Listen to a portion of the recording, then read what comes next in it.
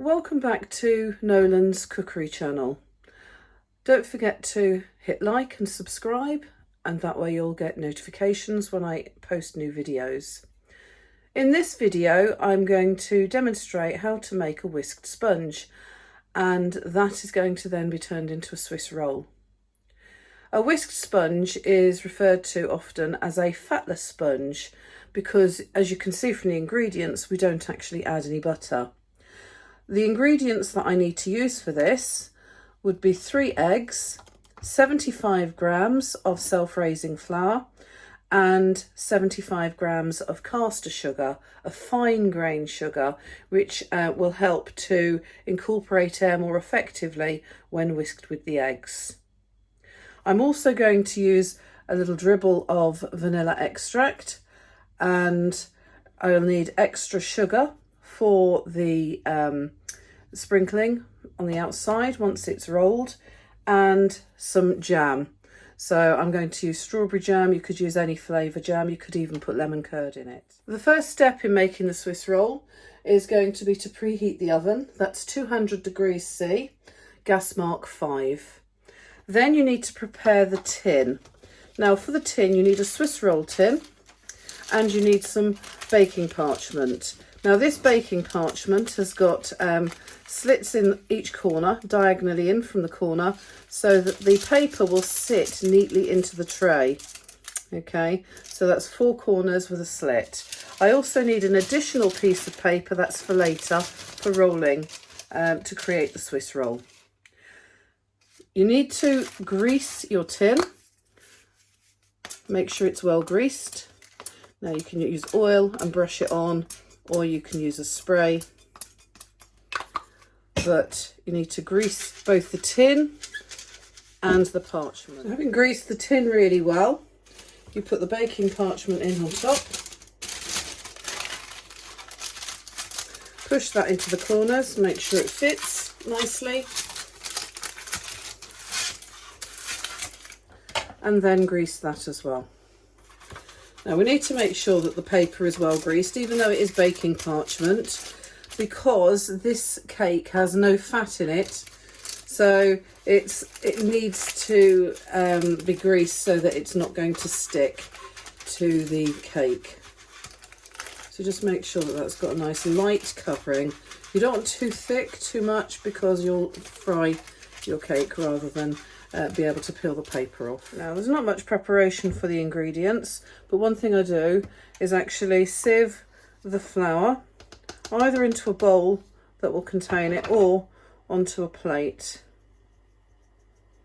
That's to remove lumps, but also to aerate the flour and make it light, because this mixture definitely relies on air to make it rise. There's no added raising agent in this.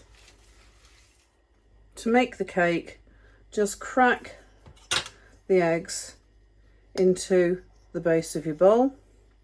I use a glass bowl because glass bowls hold less grease and they are much better to whisk eggs in. However, if you don't have a glass bowl, just make sure if you're using plastic that it's well cleaned and thoroughly dry. So you just crack the egg, lightly tap it. Some people tap their eggs onto the side of the bowl. That's fine, as long as you make sure that it's over the edge of the bowl into the centre and not going to drop all over the worktop. So just a gentle tap. Quality control your eggs when you put them in. These eggs are at room temperature. Now the protein in egg is called ovalbumin, and that stretches, and that's what helps to hold the air. That works more effectively if the eggs are used at room temperature. So I generally use eggs that I've left out of the fridge for at least 24 hours. To the eggs, I then add the caster sugar. So you just drop that into the bowl and then use an electric whisk to whisk it together. It's really important to see the mixture before and at stages during the process. This whisking is going to incorporate air. It's going to cause the protein to denature. So basically the protein bonds, the peptide bonds in the protein molecules of the egg, the albumin, will break and reattach and trap air as they reattach, and that's what's happening when whisking this.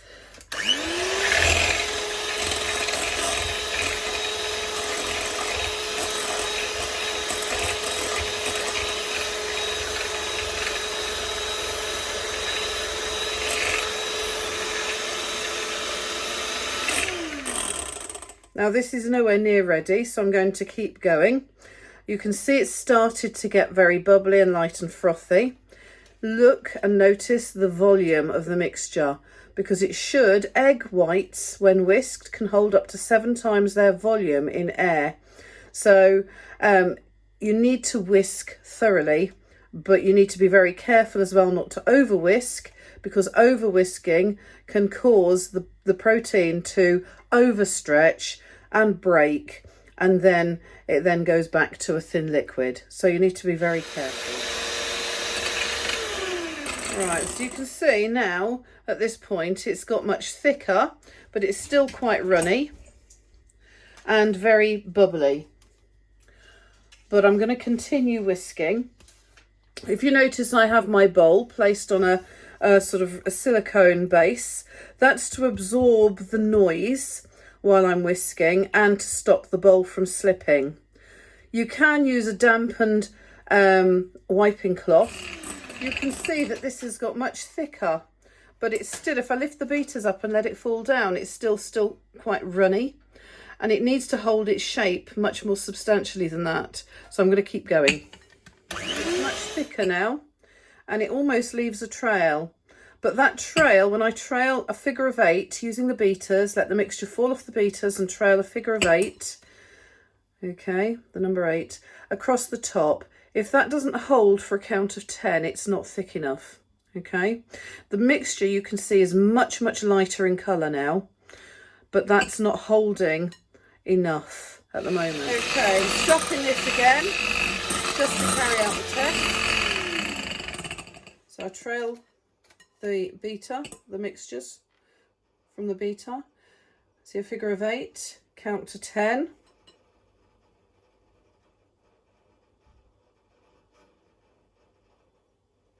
And you can see that that figure of 8 is still there. So that's now ready for the next stage. For this next stage, I take the flour and add half of it. And if you notice, I'm using a tablespoon. So it's the metal edge of a spoon. I'm not going to stir this, I'm going to fold it. So you fold with a figure of 8. It's all about figure of 8, this recipe. So you fold like so. Okay, you're folding that mixture in, the flour into that mixture to make your batter. I'm not stirring.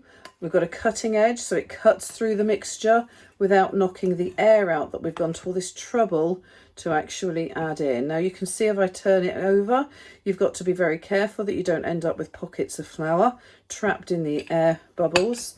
So you need to master the knack of judging whether it's folded enough but the flour is not left across the bottom of the bowl or in pockets of air.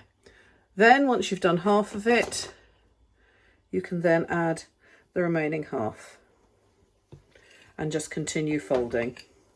You just need to check your mixture, pull it across the bottom of the bowl, but look for signs of flour, dry patches of flour, and just fold in. But you need to be very careful not to overfold, because you can knock air out at this stage. If you've got a glass bowl, you can look through the bottom to see if there's flour trapped at the bottom. Okay, that looks pretty well mixed. The next place to check is the spoon. Just scrape it off the spoon. You can see that there's bits of flour there. It gets trapped in the bowl of the spoon. So again, release that and then fold that in. And at this point, we can then add our vanilla essence. I'm just going to finish this bottle off. You don't have to add flavouring if you don't want to. I prefer to add a little bit of flavouring. There's not much. And then just fold that vanilla essence in as well. And that's ready to go in the tin. So that's all there is to it. You get the tin. Now it's important that we don't spread like a Victoria sponge cake. So what we do is just pour that into the tin, encouraging it out of the bowl. And just let gravity do its thing. So scrape that out as best you can. What you're not doing is actually spreading it.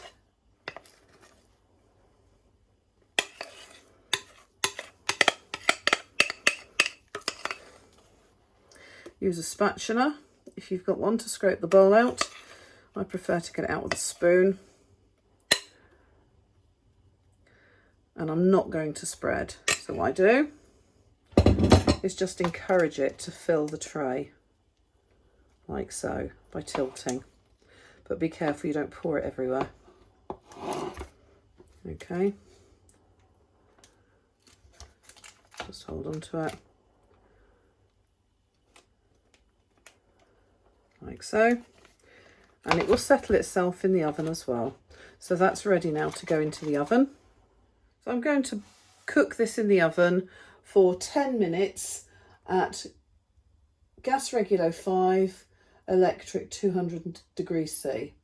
So it's only 10 minutes until it's golden brown and springy to the touch. When the Swiss roll comes out of the oven, you need to be really prepared. So I'm prepared with my silicone mat, a heatproof mat to put the tray on. I've got my palette knife ready and I've softened the jam in a bowl. Okay, and the second piece of paper is ready as well, sprinkled with caster sugar, all ready for rolling the Swiss roll. It's really important when you put this into the oven that you don't slam the oven door, because that will knock all of the air out and put all that hard work and whisking to no good use. And you need to make sure that you leave it for at least 8 minutes in the oven before you start opening the door. It should be fairly set by then, but it's whether it bounces back. So you just do the finger press test to see if it bounces back or leaves a slight indentation, but very carefully do it because you don't want to push your finger through the cake mixture. The cake has come out of the oven, and if you press it lightly, it sounds very spongy, but it springs back, all right? And you need to be very quick at this point, because this is quite a flexible cake mixture, which allows it to roll. However, you turn it over onto your sugared paper carefully and just straighten it on. If, as it cools, it actually loses its flexibility, I use a palette knife across the top, force the steam back into the cake. So that means you can get the paper off without losing loads of cake stuck to the paper. So a nice palette knife across. It's a nice steel surface, cool surface that's forcing the steam back into the cake. And that means you don't end up with lots of cake stuck to the paper. So that's not too bad. Okay. Now, those edges have been in contact with the side of the tin, and they generally will crack and look unpleasant when you are rolling your cake. So you just use the palette knife to cut away those edges.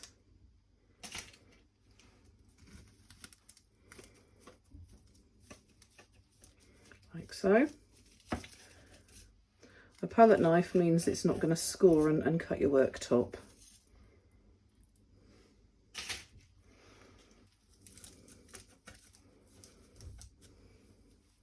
So try and slide it rather than cut an uneven edge.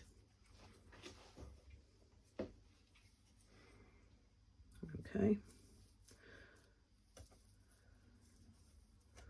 I'm just trying to work my way around the camera stand, which is why it looks a bit awkward. And then take the top off as well.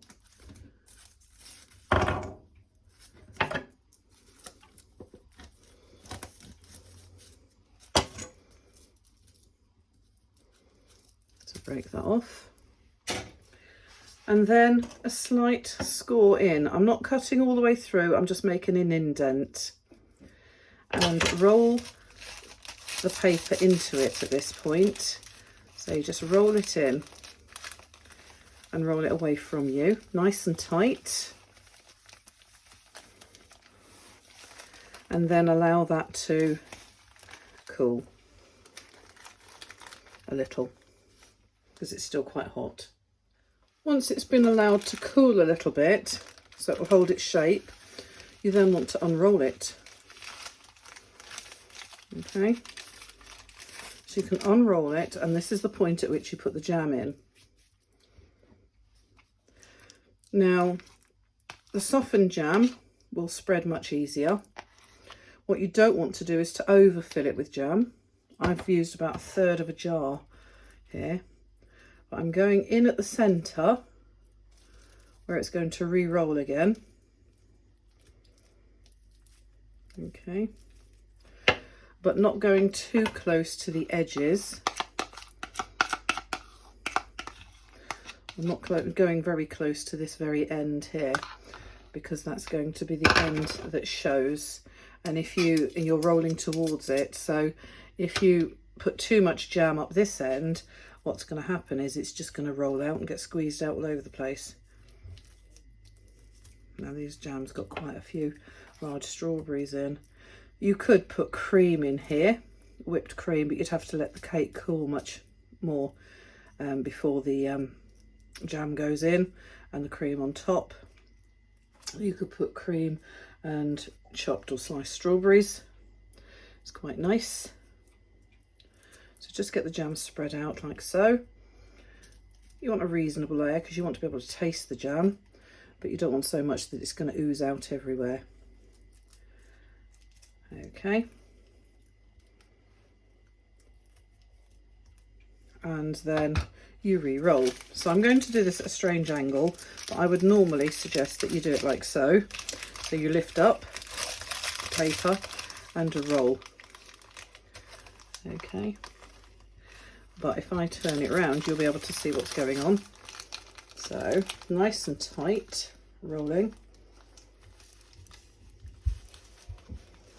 And you just use the paper to give you the momentum that you need for it to roll.